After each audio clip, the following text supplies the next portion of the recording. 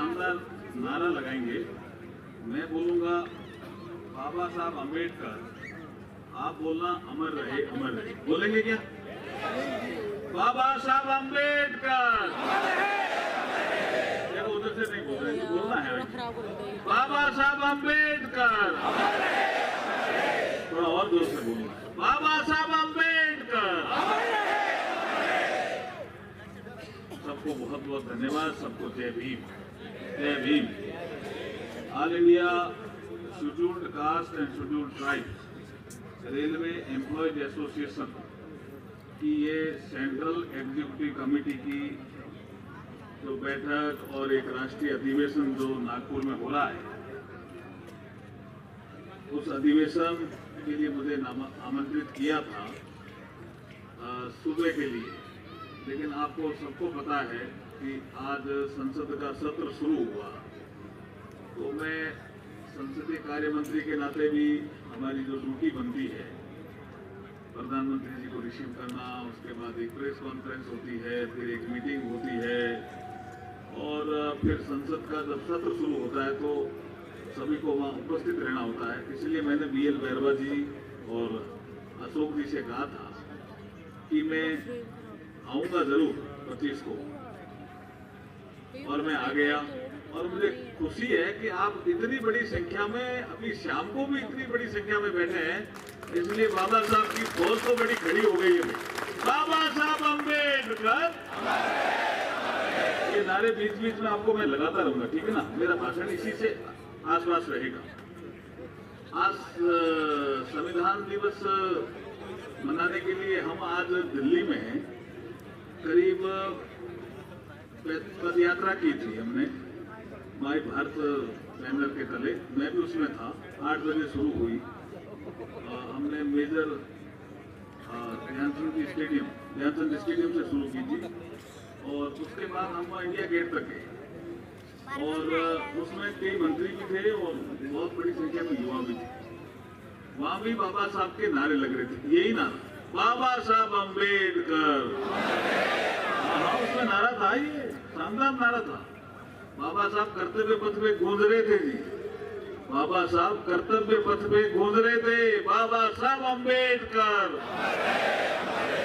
कल संविधान दिवस है,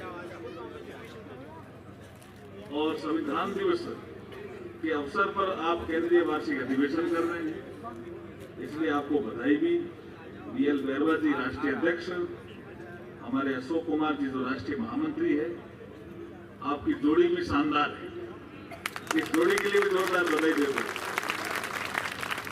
हमारे मध्य उपस्थित रहे KP चौधरी जी, हमारे राष्ट्रीय कोषाध्यक्ष प्रेम सिंह जी, वर्किंग प्रेसिडेंट हमारे श्री ज्ञान शेखरन जी, हमारे प्रेमचंद मुर्मू जी राष्ट्रीय उपाध्यक्ष, M. Mohan additional general secretary, DK खोया जी, और सभी नागपुर की टीम के लोग। अब मैं एक गीत गाता हूं, क्योंकि मुझे ये कहा बैरवा जी ने कि ये सांस्कृतिक संध्या का कार्यक्रम हो सकता है, तो वो कह रहे हैं बाद में करेंगे। मैंने कहा शुरुआत में कर देता हूं, मैं भी एक कलाकार हूं। लेकिन अभी KP चौधरी ने एक विषय रखा और वो 2-3 बार दोहराया। अभी मैं चौधरी साहब आपको बताना चाहता हूं, ये कालखंड ऐसा कालखंड है नरेंद्र मोदी जी के नेतृत्व में जो सबसे ज्यादा बाबा साहब का सम्मान करता है। ये कालखंड है। आपने कभी सुप्रीम कोर्ट में बाबा साहब की मूर्ति देखी थी क्या? कभी सुप्रीम कोर्ट में बाबा साहब की प्रतिमा देखी थी क्या? ये मेरा एक अनुरोध चीफ जस्टिस ऑफ इंडिया को हुआ, ऑनरेबल जस्टिस DY चंद्रचूड़ साहब को, कि बाबा साहब को वकालत के पेशे की शुरुआत उन्होंने 1923 में की थी, और 100 साल पूरे हो रहे हैं 23-24 की अवधि में। तो 100 साल में वकीलों की स्थिति कैसी हुई देश में,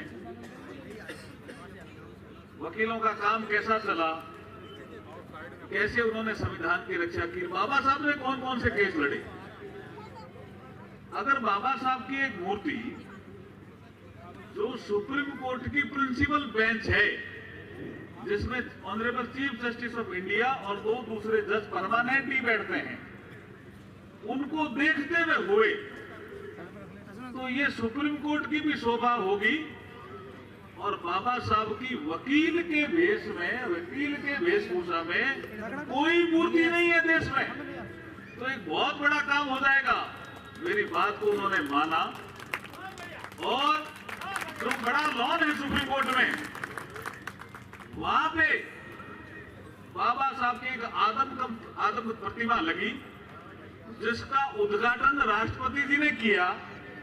मैं भी उसमें सम्मिलित था, सारे जजेज ऑफ द सुप्रीम कोर्ट उसमें थे और बाबा साहब देख रहे हैं सुप्रीम कोर्ट की प्रिंसिपल बेंच को कि निर्णय सही करना भाई, मैं आ गया हूं सुप्रीम कोर्ट में। तो इतना बड़ा काम हो गया केपी चौधरी जी, इसकी भी तो तारीफ करो ना भाई। बाबा साहब अम्बेडकर। दूसरा एक काम, उनकी प्रतिमा का विषय उठाया, इसलिए कहना पड़ रहा है। मैं जैसलमेर हाउस में कानून मंत्री बनने के बाद गया तो एक लेडी जस्टिस का फोटो मैंने देखा। मैंने कहा साहब ये प्रतिमा कब आई और ये हमारी कैसे कानून की देवी हो गई भाई, ये आई कहां से? अब इनकी जगह अगर प्रतिमा ही लगनी है तो बाबा साहब की क्यों नहीं लगे? जैसलमेर हाउस में मेरा एक विधि और न्याय मंत्रालय का डिपार्टमेंट ऑफ जस्टिस है, तो उनके secretary, joint secretary, additional secretary कहने लगे साहब ये तो बहुत पुरानी मूर्ति है। मैंने कहा भाई कितनी पुरानी हो तो क्या हुआ, कानून अंधा कैसे हो सकता है? मैंने कहा फिल्में भी बन गई इस पे, ये ठीक नहीं है ना।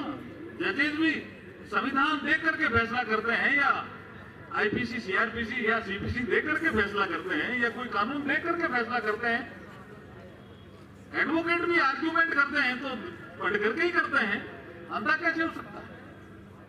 और कई बार कानून में अगर नहीं लिखा हुआ है तो भी कई बार जस्टिस अपना विजडम से भी फैसले करते हैं। कई फैसले मैंने बताए, लंबी चर्चा हुई हमारे मंत्रालय में, और आपको जान करके प्रसन्नता होगी कि जैसलमेर हाउस में कभी जाना, मैन जगह है वो जैसलमेर हाउस, जाना कभी, वहां पे तो लेडी जस्टिस की मूर्ति लगी हुई थी, उसकी जगह अब बाबा साहब की मूर्ति लगी हुई है और लाइटिंग से बाबा साहब चमक रहे हैं।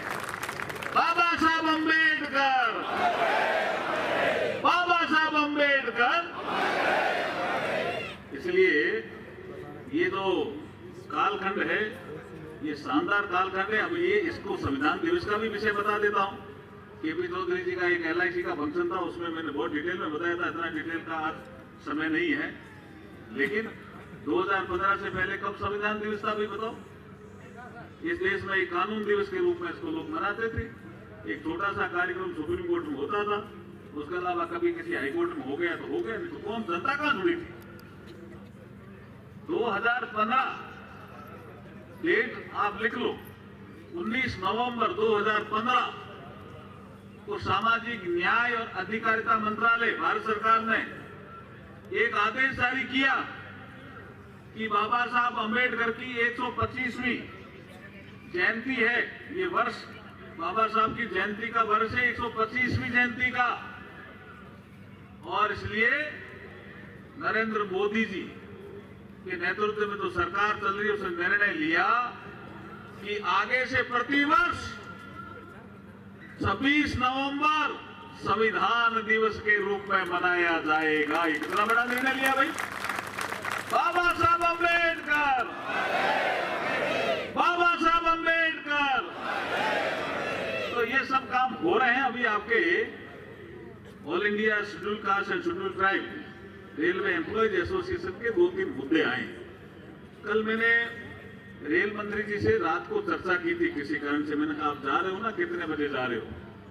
और मैंने कहा थोड़ा समय आपके पास आधे घंटे का है तो जितना भी हो सको, कार्यक्रम बहुत बड़ा है, आप समय देना। तो अभी बहरवा जी और अशोक जी मुझे बता रहे थे कि वो आने पे पहले तो उन्होंने शायद इतना ही समय दिया था, आधे घंटे का ही, लेकिन जब आपकी जो ये सम्मेलन का रूपरेखा देखी, इसकी भव्यता देखी, तो वो यहाँ से गदगद कर होके गए और मुझे भी उन्होंने कहा कि बहुत ही अच्छा राष्ट्रीय अधिवेशन, सफल अधिवेशन। तो हाँ, बैरवा साहब अशोक जी के लिए तो जोरदार ताली बजाइए।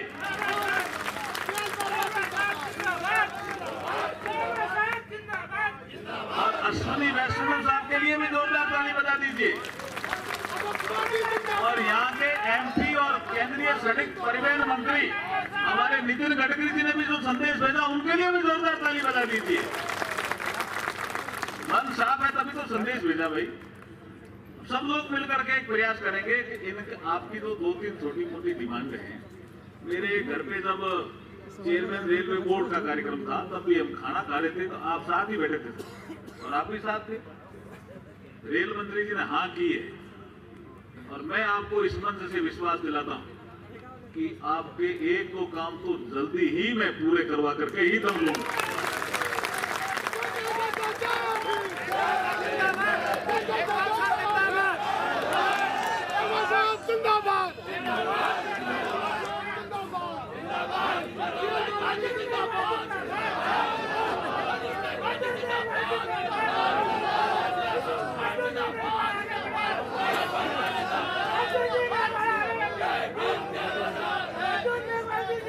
अभी आपको ऐसा माना जाता है कि ये एक कोई रेलवे एम्प्लॉयज एसोसिएशन है, वेलफेयर का काम करने के लिए हुई है। हमने उनको समझाने की कोशिश की है कि समानता हमारे संविधान की प्रमुख विशेषता है। तो एक कोई यूनियन का, एसोसिएशन का आदमी जब जाए किसी सम्मेलन में तो छुट्टी मिलती है, और SC/ST का नहीं जाए और जावे वहां तो छुट्टी नहीं मिले, ये समानता नहीं है ना। इसको समानता में बदलो, ये विषय और संविधान की मूल भावना में लिबर्टी, इक्वलिटी एंड फ्रेटर्निटी, ये 3 पिलर हैं हमारे संविधान के। और इसी पिलर के आधार पे जो संविधान खड़ा हुआ है, जिसमें वैल्यूज, आज देखिए आसपास हमारे साथ कई देश हमारे साथ ही आजाद हुए। पाकिस्तान हमारे तो साथ ही आजाद हुआ ना। क्या स्थिति है पाकिस्तान, सबको पता है। श्रीलंका में क्या स्थिति है, बांग्लादेश में क्या स्थिति है, नेपाल में क्या स्थिति है। और हमारे देश में शांति है और हम आगे बढ़ रहे हैं, उसका एक ही कारण है भारतीय संविधान जो बाबा साहब ने दिया, बाबा साहब अम्बेडकर। तो कल संविधान दिवस के अवसर पर आप प्रस्तावना को पढ़ना, कोई अतिथि जो भी आए उसके आज भी पढ़िए, कल भी पढ़ना। अब क्या है, मैंने अभी प्लेन में बैठे बैठे एक गीत लिखा है। मैं गीतकार भी और साथ में संगीतकार भी हूँ, ये ध्यान रखो, और मैं लेखक भी हूँ। मैं सांसद बीकानेर से हूँ, वो विषय है ही ध्यान में आपके। मैं राजस्थान स्टेट में IAS रहा, ये विषय भी आपके ध्यान में है। और जो आपके इशूज हैं उनको लेकर के कई बार बैठकें होती है, उनमें जब मैं आर्गूमेंट करता हूं तो बैरवा जी, रसूल जी को पता है कि उन तर्कों में भी दम होता है, क्योंकि हम बाबा साहब के शिष्य हैं। तो ये अब एक गीत बाबा साहब को समर्पित, क्योंकि आपकी ये सांस्कृतिक संध्या है। जो यहाँ सांस्कृतिक संध्या करने वाले आए हैं उनके लिए भी एक अच्छा मौका लगेगा कि ये बाबा साहब के लिए गीत। और लिखा मैंने अभी प्लेन में ही थी, ध्यान रखना, ये कोई विषय जब उनको पता चला कि सांस्कृतिक संध्या है तो मैंने इसको लिखा है। बाबा ने, ये महू में आए, ध्यान है ना आपको। बाबा ने मऊ में आकर के हम सबको दिशा दिखाई है।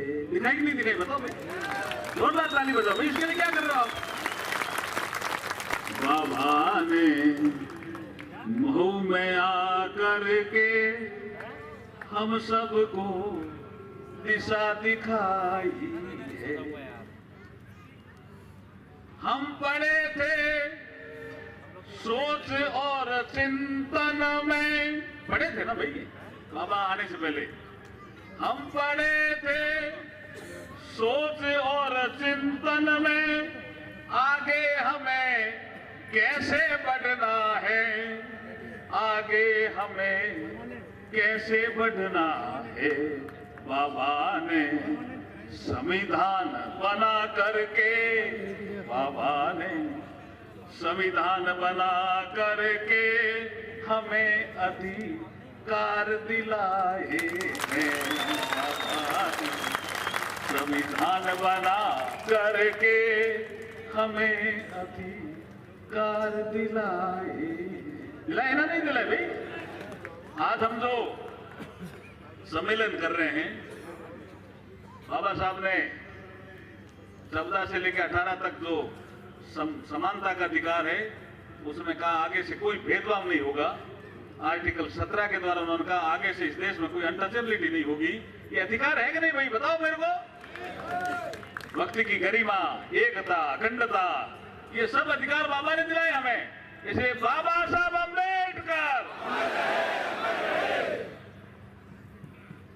संविधान को अंगीकार होने के 75 वर्ष हुए हैं पूरे, 75 वर्ष हुए हैं पूरे। अगर कोई दुविधा आई तो, अगर कोई दुविधा आई तो संविधान दिशा दिखाएगा। अगर कोई दुविधा आई तो संविधान दिशा दिखाएगा। बाबा ने मऊ में आकर के, बाबा ने मऊ में आकर के हम सबको दिशा दिखाई है। दिखाई नहीं दिखाई भी, बताओ ना सर। बाबा साहब अम्बेडकर। अब आगे संकल्प करना पड़ेगा भाई। हम सभी संकल्प करते हैं कि संविधान की रक्षा हमें करनी, संविधान की रक्षा हमें करनी। करोगे ना भाई। हम सभी संकल्प करते हैं संविधान की रक्षा हमें करनी, संविधान की रक्षा हमें करनी। बाबा ने जो रास्ता दिखाया है, बाबा ने जो रास्ता दिखाया है, आगे हमें उसी से बढ़ना है। बाबा ने जो रास्ता दिखाया है, आगे हमें उसी से बढ़ना है। बाबा ने मऊ में आकर के हम सबको दिशा दिखाई है, वो हम सबको दिशा दिखाई है। हम बाबा के ऋणी हैं, हम सब बाबा के ऋणी हैं। बाबा साहब अम्बेडकर, बाबा साहब अम्बेडकर। उनका एक बहुत फेमस कोट है, विषय तो कई तरह के हैं, लेकिन एक ये बहुत फेमस कोट है कि एक बार दो पत्रकारों ने ये तय किया कि भारतीय स्वतंत्रता संग्राम के दौरान जो नेता उभर करके जो सामने आए हैं, उनका पता लगाते हैं, उनका एक इंटरव्यू लेते हैं। वो क्या करते हैं, कैसे वो भारतीय समाज में इतने पॉपुलर हो गए। तो उन्होंने 3 नेताओं को सिलेक्ट किया उस समय। एक महात्मा गांधी, एक मोहम्मद अली जिन्ना और एक बाबा साहब अम्बेडकर। ये 3 नेताओं को उन्होंने सिलेक्ट किया और उन्होंने टाइम भी लिया कि हम पर्टिकुलर दिन आएंगे, समय भी दिया। लेकिन उनकी कोई फ्लाइट लेट हो गई तो वो सब तीनों उस दिन दिल्ली में थे, तीनों, ये ध्यान रखना। और वो दोनों पत्रकार सबसे पहले महात्मा गांधी जी के यहाँ गए। तो उन्होंने कहा साहब महात्मा गांधी तो सो गए हैं, बापू तो सो गए हैं, आपको कल ही मिलेंगे। तो उनको भी लगा कि भाई हम फ्लाइट हमारी लेट हो गई इसलिए इतनी गलती, लेकिन समय कुछ ज्यादा हुआ नहीं था। लेकिन उनका आप सो गए, महात्मा गांधी जी तो सो गए भी, अब आपको कल ही मिलेंगे। तो वो उन्होंने कहा चलो मोहम्मद अली जिन्ना को ट्राई करते हैं। जब वो जिन्ना साहब जहाँ ठहरे हुए थे वहां गए कोई साधन लेकर के, तो लगा होगा आधी पौन घंटा उनको। लेकिन जब वहां पहुंचे तो वहां पता चला कि जिन्ना साहब ही सो गए। कहा भाई अब क्या करें, अब 2 ये सो गए तो तीसरे की तो ट्राई करके ही क्या करेंगे। वो हो सकता है भारत में लोग जल्दी सोते होंगे, लेकिन एक के मन में ऐसा आया कि डॉक्टर अम्बेडकर को ट्राई तो कर लेते हैं। जब 2 की ट्राई की है तो एक डॉक्टर अम्बेडकर की भी ट्राई करके देख लेते हैं। तो बाबा साहब जहाँ ठहरे हुए थे वहां वो पहुंचते हैं अपने साधन से। तो रात की करीब उस समय 12 बज जाती, 12:01-2 होते हैं। उस समय कोई ऐसे टेलीफोन बहुत ज्यादा थे नहीं, मोबाइल का तो कोई कल्पना ही नहीं थी, तो मैसेज कर नहीं पाए। और बाबा साहब को लगा कि ये विदेशी पत्रकार हैं, आज का टाइम दिया है तो आज वो आने चाहिए। तो विदेशी लोग तो लेट तो नहीं करते और कैंसिल करते हैं तो तार देते हैं। उस समय तार का सिस्टम था, तो उनका तार भी नहीं आया। तो बाबा साहब उस चिंता में थे, लेकिन पढ़ रहे थे। तो समय 12:00 हो गए। इतने में वो घंटी बजाते हैं और बाबा साहब खुद ही उन्होंने लिखा है जी, विदेशी पत्रकारों ने, ये मैं कोई ऐसे ही नहीं बोल रहा, उन्होंने लिखा है अपनी जीवनी में, अपनी डायरी में, अपनी पुस्तक में लिखा है कि बाबा साहब खुद ही बाहर आते हैं, टाई वाई लगे हुए, सूट पहने हुए, एकदम क्या जैसे सुबह का समय होता है ऐसे। तो जैसे ही बाहर आए और उनका आर यू डॉक्टर अम्बेडकर? बोला yes yes I am doctor B R Ambedkar, welcome in my house. तो अंदर ले गए। तो उन्होंने कहा हम पूछना तो कुछ और चाह रहे थे, लेकिन पहला हमारा एक क्वेश्चन है आपसे। बोला क्या? हमने आज 3 लोगों से टाइम लिया था, बहुत सेलेक्टिव करके, भाई ये तीनों बहुत महत्वपूर्ण हैं अपने अपने क्षेत्र में, और स्वतंत्रता संग्राम का जो आंदोलन चल रहा है भारत का, उसमें इनका रोल भी है। एक महात्मा गांधी, एक मिस्टर जिन्ना और एक आपका डॉक्टर अम्बेडकर। ये हमने, हमारे मीडिया ने इसको सेलेक्ट किया था। तो हम आज आए तो वो दोनों जो बड़े लोग हैं वो हमें आज पता चला वो सो गए और कोई ज्यादा टाइम नहीं हुआ था हमारे आने जाने में। समझ लगा हमारी फ्लाइट थोड़ी लेट हो गई। तो उन्होंने कहा कि क्या पूछना चाहते हो? कि हम आपको ये पूछना चाह रहे हैं कि वो 2 तो हमें सोते हुए मिले और आप जाग रहे हो, what is the reason behind it? इसका कारण क्या है? तो जो बाबा साहब, ये कोई क्वेश्चन उनको पहले नहीं दिया था कि इसका कोई आपको जवाब देना है। ये जो बाबा साहब को एकदम जो जवाब उपजा, वो उनकी बौद्धिक क्षमता के कारण उपजा था। और उनकी बौद्धिक क्षमता बहुत शानदार थी बाबा साहब की। बाबा साहब ने तुरंत ही, अंदर कोई प्रोसेसिंग हुई होगी माइंड में, माइंड बहुत साफ था बाबा साहब का। उन्होंने कहा सुनिए, वो दोनों इसलिए सो रहे हैं कि उनका समाज जाग रहा है, और मैं इसलिए जाग रहा हूं कि मेरा समाज सो रहा है। अरे मैं सोचता हूं क्या शानदार रिप्लाई रही होगी बाबा साहब की, कि वो इतने गदगद हुए कि रात को 2 बजे तक बाबा साहब का इंटरव्यू लेते रहे। बाबा साहब अम्बेडकर,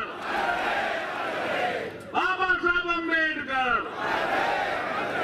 इसलिए मेरे मन में ये आया कि ये भाव बहुत महत्वपूर्ण है।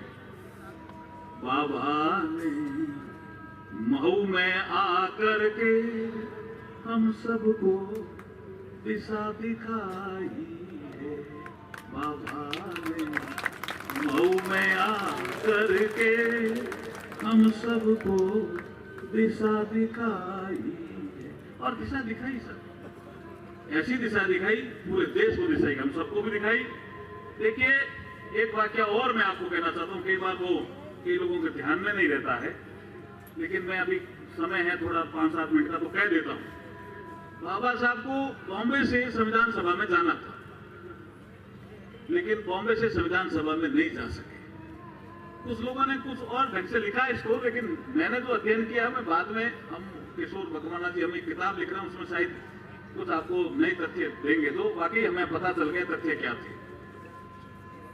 तो जोगेंद्र नाथ मंडल ने बाबा साहब को वहां चिट्ठी लिख करके बंगाल बुलाया कि आप इधर आ जाइए, अगर आप संविधान सभा में नहीं होंगे, संविधान दिवस है कल, इसलिए ये विषय भी बहुत महत्वपूर्ण है, तो हमारे हितों की रक्षा कौन करेगा? हम आपको संविधान सभा में भेज देंगे, हमारे पास 4-5 वोट है। उन्होंने वहां बुलाया, बाबा साहब चुनाव जीत गए। संविधान सभा में आ गए। संविधान सभा में आने के बाद बाबा साहब का एक 13 दिसंबर 1946 का भाषण है, वो बहुत शानदार भाषण है, उसके विषय में कभी आगे चर्चा करेंगे। लेकिन नेहरू जी का संविधान के उद्देश्यों को लेकर के एक प्रस्ताव आता है, उसमें कोई संशोधन का प्रस्ताव नहीं देता, लेकिन एक एमआर जैकर पूना से वकील थे, वो संशोधन पेश करते हैं। राजेंद्र प्रसाद जी ने वो संशोधन मान लिया, तो कांग्रेस के लोगों को अजीब लगा कि भाई एमआर जैकर संशोधन क्यों दे रहे हैं नेहरू जी के प्रस्ताव पे। उस समय नेहरू जी बड़े आदमी, बहुत बड़े आदमी, उनके प्रस्ताव को संशोधित करने का क्यों ऐसा काम कर रहे हैं ये सब वो। तो राजेंद्र प्रसाद जी ने देखा कि डॉक्टर अम्बेडकर के बारे में बहुत सुना है, इनको बोलते हुए हमने कभी नहीं सुना, तो आज एक इस प्रस्ताव पे क्या बोलते हैं, टेस्ट कर लेते हैं। तो उन्होंने डॉक्टर B.R. अम्बेडकर साहब का नाम कर लिया। ये संविधान सभा की बहस में भी है, आप जाके देख भी सकते हो। उस दिन उनका इतना शानदार भाषण हुआ कि पूरे संविधान सभा ने तालियां बजा करके बाबा साहब का सम्मान किया उसका। तो एमआर जैकर को लगा कि मेरे प्रस्ताव को मान नहीं रहे हैं, तो उन्होंने इस्तीफा दे दिया। जब इस्तीफा दे दिया, उसी बीच में एक ये भारत और पाकिस्तान के बंटवारे का काम तय हो गया, और एक अधिकारी था अंग्रेज, क्या नाम था रे मुकेश, जो दीवारें खींच गया, नहीं रैम, नहीं एक और था, नहीं अभी आ जाएगा, तुम देखो ना, जो उन्होंने हिंदू और हिंदुस्तान और पाकिस्तान के बीच में रेखाएं खींची थी, वो कभी आया नहीं यहाँ। नहीं मैं कौन नहीं थी, वो तो भारत और चाइना के बीच में, जल्दी करो भैया। तो वो रेड क्लिफ, किसने बोला भाई, ताली बजाओ जोरदार उनके लिए। ये जी आपकी टीम बहुत जोरदार है भाई, बहुत जोरदार ताली बजाओ उनके लिए। रेड क्लिफ ने रेखाएं खींची, तो रेखाएं खींची, तो ये बाबा साहब का जो स्थान था ना, जो आज बांग्लादेश में है, पहले पूर्वी पाकिस्तान में चला गया। जैसूर खुलना, वो जैसूर खुलना से जीते थे, वो जब चला गया तो बाबा साहब ने कहा मैं संविधान सभा का सदस्य नहीं रहा। यहाँ बाबा साहब देशभक्त के रूप में आते हैं राजेंद्र प्रसाद जी के पास, और वो कहते हैं आपने क्या किया साहब? बोला क्या मुझे जबरदस्ती आप पाकिस्तान भेजना चाहते हो क्या? I will not go to Pakistan. ये बाबा साहब देशभक्ति के रूप में यहाँ बोल रहे हैं, I will not go to Pakistan, I will be in India. मेरे समाज के लोगों का मुझे काम करना है, मैं नहीं जाऊंगा पाकिस्तान। क्यों भेजना चाहते हो? उन्होंने कहा साहब वो पता करता हूं। तो पता किया तो पता चला कि जो पॉपुलेशन 50% से ज्यादा किसी प्रांत में या किसी जिले में मुसलमानों की है, वो हम पश्चिमी पाकिस्तान और पूर्वी पाकिस्तान को देंगे, और जो आबादी 50% से ज्यादा हिंदुओं की है वो हम हिंदुस्तान में रखेंगे। ये एक फॉर्मूला था मोटा मोटा। तो बाबा साहब को लगा यार हो सकता है आप 50% मुसलमान होंगे, लेकिन बाबा साहब ऐसे साथ बैठने वाले नहीं थे। उन्होंने 2-3 दिन इसमें लगाए। इसलिए अध्ययन करने का भी बाबा साहब हमें सीख देते हैं कि एकदम से तर्क करने से पहले तर्क के लिए समान चाहिए, हथियार लेकर के तर्क करो। तो बाबा साहब ने सारे जो हमारे पूर्वी पाकिस्तान में वो लोग थे बंगाल में, उनको पूछा कि भाई उसकी पॉपुलेशन कितनी है। तो कुछ लोग कहते हैं लिखने वाले, अभी अब तो पूरे आंकड़े आ गए कि 50% से कम थी मुसलमानों की पॉपुलेशन, 48% थी। तो उनको लगा भाई 48 है तो फिर ये 48 वाले तो हिंदुस्तान में रह गए हैं, ये पाकिस्तान में क्यों किया? तो बाबा साहब दोबारा आते हैं ना संविधान सभा में राजेंद्र प्रसाद जी के पास, और वो दूसरे तीसरे दिन भी एमआर जैकर साहब बैठे रहते हैं। ये लिखने वालों ने ये चीजें लिखी नहीं ढंग से, वो सुनते हैं बाबा साहब को। पहले उन्होंने अपने प्रस्ताव में सुना तो उन्होंने कहा सबसे शानदार यही बोले हैं। उसके बाद उन्होंने कहा मेरा इस्तीफा ले लो, क्योंकि मेरे प्रस्ताव का इतना विरोध किया कांग्रेस के लोगों ने, ऐसा मैंने क्या कर दिया?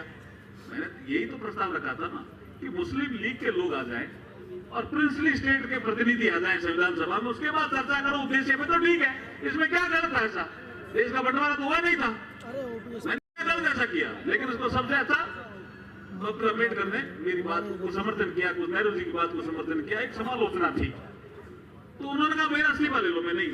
तो उनको समझाया गया नेहरू जी के द्वारा और नेताओं के द्वारा, भैया अभी संविधान सभा बनी है, आप अगर इस्तीफा देंगे तो अब सुकून हो जाएगा संविधान सभा में, आप वापिस ले लो।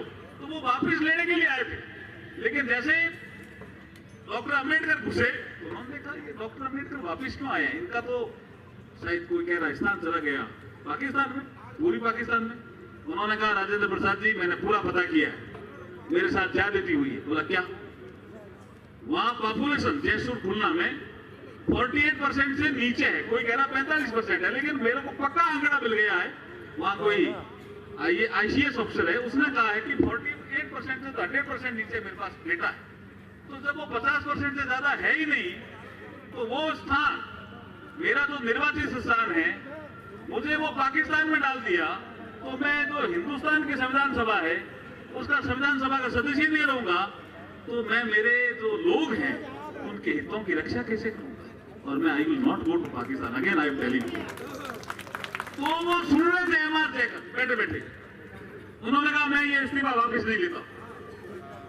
ये इतना विद्वान आदमी, मैं भी बैरिस्टर हूं बोला, और बहुत मैं भी बड़ा वकील हूं, ऐसी बात नहीं है कि नहीं हूं, लेकिन मेरे को ये अच्छा नहीं लगा यहाँ मेरे प्रस्ताव का आप लोगों ने विरोध किया, तो मैं तो इस्तीफा दिया है, मेरे को कहा वापिस लो, मैं वापिस नहीं लेता हूं, और मेरा स्थान मैं खाली करता हूं, और मेरे स्थान पे डॉक्टर अम्बेडकर को लेकर के आइए।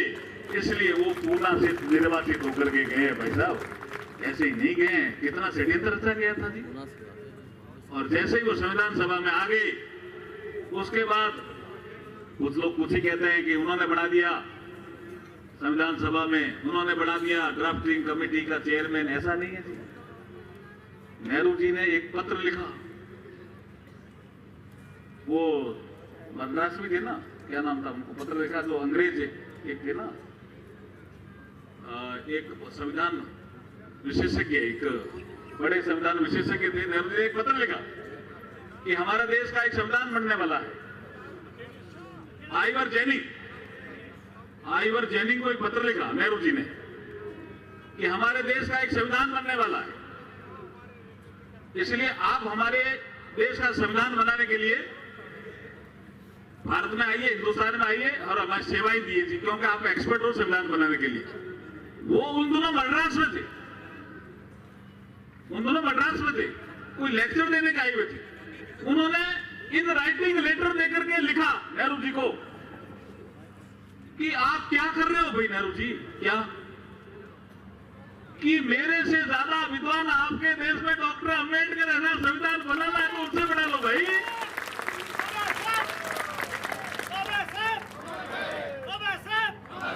बाबा साहब अम्बेडकर, बाबा साहब अम्बेडकर।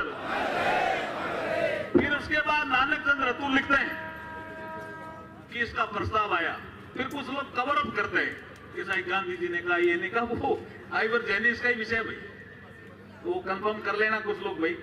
मुकेश अपन भी कंफर्म करके इनको दो, ये विषय बहुत इंपॉर्टेंट अभी निकल गया।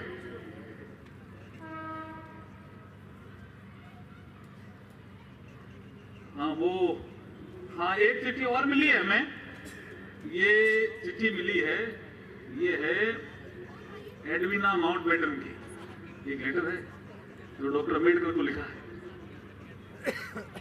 और उन्होंने कहा है कि हमारे को एक मिस्टर वल्लारी है कोई, उन्होंने आप वल्लारा है, उन्होंने आपका नाम सजेस्ट किया है आइवर जेनिस के थ्रू, तो हम आपको ड्राफ्टिंग कमेटी में ले रहे हैं, शायद चेयरमैन ही बना देंगे। सब चिट्ठियां आ गई भाई साहब, अब तो बाबा साहब बहुत अमर होने वाले हैं, बाबा साहब अम्बेडकर। तो वो आ गए, इसमें आकर के ड्राफ्टिंग कमेटी में नानक चंद्र रतूल लिखता है कि जब प्रस्ताव आया कि हम आपको ड्राफ्टिंग कमेटी का चेयरमैन बनाए, तो 2-3 दिन चिंता में रहे कि मेरी तबीयत ठीक नहीं है, मैं इसको स्वीकार करूं कि नहीं करूं प्रस्ताव को। मैं संविधान सभा का सदस्य तो बनना चाह रहा था और मैं सोच रहा था मेरे समाज के हितों की रक्षा में कर पाऊं, लेकिन पूरा संविधान ही मुझे ही बनाना है, इस पे मैं चिंतन कर रहा हूं, ऐसे कहा। और 2-3 दिन चिंतन करने के बाद नानक चंद्र रतूल कहते हैं कि बाबा साहब उठे, नानक चंद आज मेरे मन में एक विचार आया ये सब नानक चंद दत्तू ने अपनी पुस्तक में लिखा है जी कि नानक चंद आज मेरे मन में एक विचार आया कि हर समाज के लिए कुछ न कुछ है कहने के लिए। भावी पीढ़ियां कहती है हमने ये बनाया, हमने ये बनाया, हमने ये बनाया, और हर समाज गर्व करता है। मेरे समाज के पास ऐसा क्या है जिससे आगे चल करके कभी मेरा समाज गर्व करेगा? अगर संविधान में बढ़ा दूंगा तो मेरा समाज संविधान पे गर्व करेगा और मेरे समाज ताकत भी बढ़ेगी। ये चिंतन था बाबा साहब का। इस कारण से बाबा साहब अमर है और ये नानक चंद दत्तू ने अपनी पुस्तक में लिखा है। आप पढ़ लेना, नहीं है कहीं होगी। इसलिए बाबा ने बहुमया करके हम सबको दिशा दिखाई है। बाबा ने, ये टैगलाइन है भाई आपके आज की सांस्कृतिक संध्या की, ठीक है ना? बाबा ने बहुमया करके हम सबको दिशा दिखाई है, वो सबको दिशा दिखाई है। बाबा साहब अम्बेडकर, बाबा साहब अम्बेडकर। बहुत ही शानदार आपका कार्यक्रम, और जैसे जैसे मेरा भाषण आगे बढ़ रहा है संख्या भी बढ़ रही है। आप सबको बधाई और शुभकामनाएं। संविधान दिवस कल है, उसकी बहुत बहुत बधाई। आज संविधान सभा की आखिरी बैठक थी 25 नवंबर 1949 को, और उसमें बाबा साहब का एक शानदार भाषण है कि 26 जनवरी 1950 को हमें राजनीतिक समानता तो मिल जाएगी, एक वोट, एक मूल्य, एक व्यक्ति, चाहे राजा हो उसका भी एक मूल्य और चाहे गरीब आदमी भी हो उसके वोट का एक मूल्य। ये राजनीतिक समानता तो मिल जाएगी, हमारे संविधान के अनुसार हमने दी है, लेकिन सामाजिक और आर्थिक क्षेत्र में असमानता रहेगी। इसको दूर करना पड़ेगा, और अगर इनको दूर नहीं किया तो हमारी स्वतंत्रता खतरे में पड़ जाएगी।